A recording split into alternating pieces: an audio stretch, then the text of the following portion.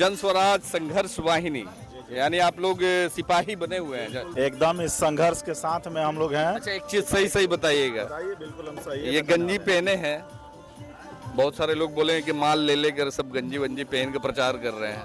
हाँ? मेरा नाम सोनू पासवान है। अच्छा, पासवान जी।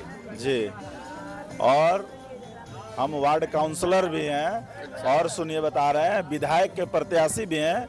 अब आपको अगर लगता होगा कि हम माल लेके 500 रुपया काम कर देंगे, अगला सवाल बताइए जो बिहार के विकास ये लोगों का सवाल होता है, मेरा सवाल नहीं है। खत्म होना चाहिए। अब अगला सवाल बताइए। चलिए बताइए कि वार्ड पार्षद है सोनू कुमार जी, युवा है, तो इससे पहले आप लोग सच सच बताइए कि किसके साथ थे इस क्षेत्र में, बांकीपुर विधानसभा में आप युवाओं का, खास के आप जैसे वार्ड पार्षदों का साथ किसके साथ था? बीजेपी के साथ थे कि नहीं? बेशक हम लोग एनडीए के एक पक्षधर लोग थे, एनडीए के समर्थित लोग थे। चूंकि जिस तरह से जुमलाबाजी, मतलब लगातार बैक टू बैक हम लोग जब देखते गए कि सिर्फ भाषणबाजी, जैसे कि आप बताइए, सबसे बड़ा बात है 2 करोड़ नौकरी, 15 लाख रुपया, ये सब तो बहुत पुराना हो गया। नया पे आइए, पटना को पेरिस बनाना। आपके देश के सबसे बड़े नेता मोदी जी पटना को पुणे बनाने का दावा किए थे। आप जाके देखिए सर, ट्रेंच भी ओपन है। पुणे बनने, कभी पुणे का सपना पूरा हो सकता है जो कि 21वीं सदी में खुलेआम नाला बह रहा है। सर अब आइए, तो डेवलपमेंट करने में वक्त लगता है ना सर? क्या चाहिए? 75 साल चाहिए नाला बंद करने में। 70 सालों में उन लोगों ने नहीं कुछ किया, तो ये 12 साल में तो क्या नाला बंद नहीं? और जगह नाला बंद नहीं है? बिहार के बाहर नाला बंद नहीं है अभी? और आइए बात सर, नमामि गंगे के नाम पे 4,500 रुपया बिहार को मिला था कि नहीं मिला था? 4,500 करोड़। 4,500 करोड़ रुपया। आपको लगता है कि 4,500 करोड़ रुपया अगर जमीन पे काम होता तो ये माने गंगा मैली होती क्या?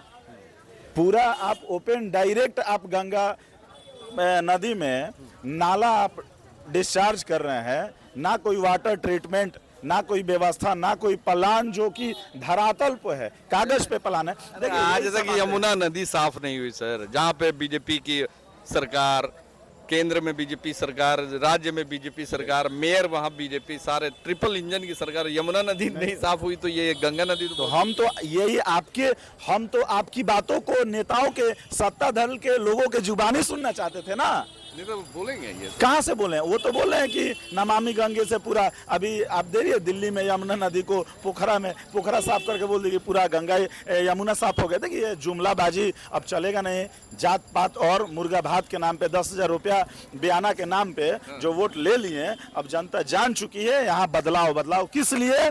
बदलाव इसलिए कि ये जो बच्चे हैं, देखिए उन बच्चों को, वो बच्चों को अगर उनके परिवार अगर पैसे के अभाव में सरकारी स्कूल में पढ़ाने पे मजबूर हैं, जो कि खिचड़ी और दाल भात पे सिर्फ एक सिस्टम जो है यहीं तक रुक जाता है, आगे बातें नहीं हो पाती हैं बेहतर शिक्षा के लिए, तो हम चाहते हैं कि ऐसे बच्चे भी CAT MAT, NDA, CDS, IIT, JEE, ठीक है, तमाम एरोनॉटिक्स, AIEEE जैसे जो है मॉडर्न स्कूल तो बना रहे हैं, जो एग्जाम है वो क्रैक करें। और वो एग्जाम कैसे पास आउट करेंगे?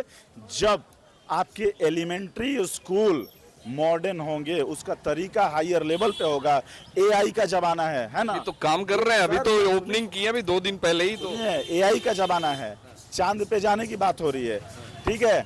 आप सरकारी स्कूल में क्या दे रहे हैं? दाल भात खिचड़ी। AI का फुल फॉर्म भी नहीं जानता होगा। अब आइए सर बताते हैं, देश में तमाम जगह तकनीकी विकास की बात हो रही है, बेशक हो भी रहा है। आप देखिए ना, लगभग 7, अगर हम सही हैं तो लगभग 7 सेमीकंडक्टर का इम्प्लीमेंट हुआ है उद्योग स्थापित करने के लिए, ठीक है, जिसमें 7 में सबसे ज्यादा एकमात्र राज्य 4 सेमीकंडक्टर जो है कंपनी सिर्फ गुजरात को दिया गया। आपको बिहार को क्या मिला?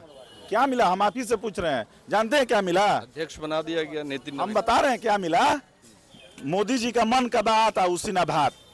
बहुत बहुत धन्यवाद। क्या कहें? हमारे पूर्व वक्ता सही बता रहे थे कि आज के डेट में मोदी जी का जो है ना उसना अरवा से इम्प्लीमेंट सिर्फ यही हुआ, अरवा से उसना पे हम लोग आ गए हैं, बस अंतर सिर्फ यही है, उसना पे आ गए हैं। उसना भात खाओ, ये जो है उसना भात सभी परिवार खाओ, उसके बाद वोट देते रहो। प्रशांत किशोर जी बिरयानी खिलाएंगे?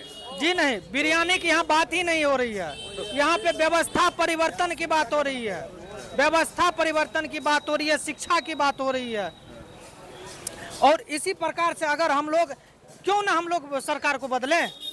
अगर 5 वजह हमको बता दीजिए कि एनडीए सरकार को फिर से रखना चाहिए, बांकेपुर में फिर से बीजेपी प्रत्याशी को जिताएं, 5 कारण हमको बता दीजिए।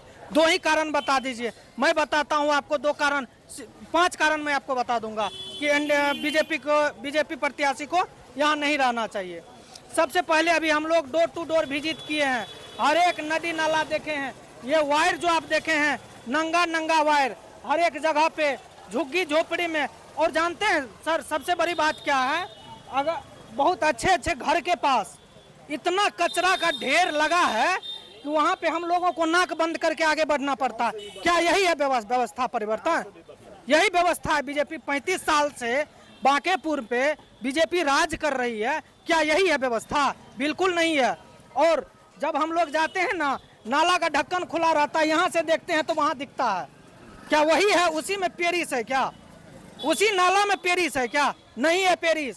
इसीलिए व्यवस्था परिवर्तन करना होगा, बांकेपुर के मतदाताओं को जगना होगा, तब जाके व्यवस्था परिवर्तन होगी। धन्यवाद।